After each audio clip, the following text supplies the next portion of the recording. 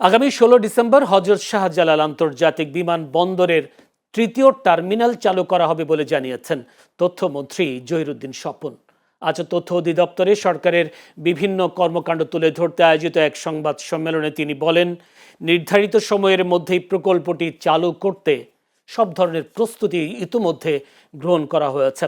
একই সঙ্গে তিনি জানান, বিশ্ববাজারে জ্বালানি তেলের দামের ওঠানামা সত্ত্বেও দেশে তা সহনীয় পর্যায়ে রাখা হয়েছে এবং পর্যাপ্ত জ্বালানি মজুত রয়েছে। তথ্যমন্ত্রী আরও বলেন, অতীতের অব্যবস্থাপনার কারণে দেশে হামের প্রাদুর্ভাব দেখা দিলেও বর্তমান সরকার টিকা সংগ্রহ ও প্রতিরোধ কার্যক্রম জোরদার করেছে। শিগগিরই হেলথ কার্ড বিতরণ কার্যক্রম শুরু হবে বলেও জানান তিনি।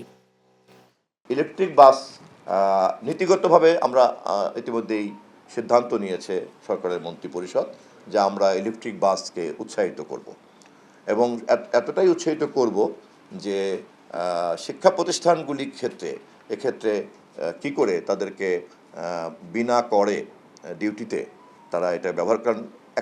একটা বাস যদি একটা শিক্ষা প্রতিষ্ঠান আনে, সেখানে 50 জন ব্যবহার করবে, 50টা গাড়িতে কিন্তু ওই বাচ্চার অভিভাবকরা স্কুলে যায়।